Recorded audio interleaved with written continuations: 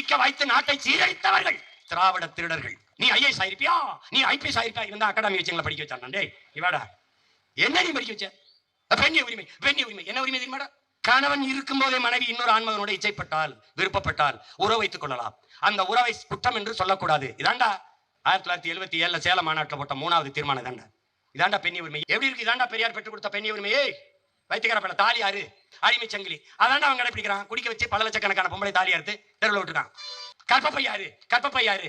இதெல்லாம் முற்போக்காடாடே. வைத்தியக்கார எத்தனை திராவிட திருவாளர்கள்? கருணாநிதி ஐயா அத்தனை மனைவி கட்டினார், எத்தனை கற்பப்பையாடா இருக்காரு சொல்ற? வீரமணி ஐயா பிள்ளைகளுக்கெல்லாம் கற்பப்பையா? மருமகளுக்கு இல்ல பேத்திக்கு இல்ல மனைவிக்கு? ஏய் பதில் சொல்லுங்க. தமிழில் படித்தால் வேலை கிடைக்குமா, சோறு கிடைக்குமா?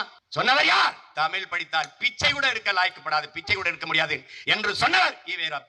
தமிழ் படித்தால் பிச்சை எடுக்க கூட லாய்க்கலை என்று சொன்னவர் வாழ்நாள் முழுக்க தமிழிலே பேசி பிச்சை எடுத்தார் என்பதுதான் வரலாற்றின் மிகப்பெரிய உண்மை.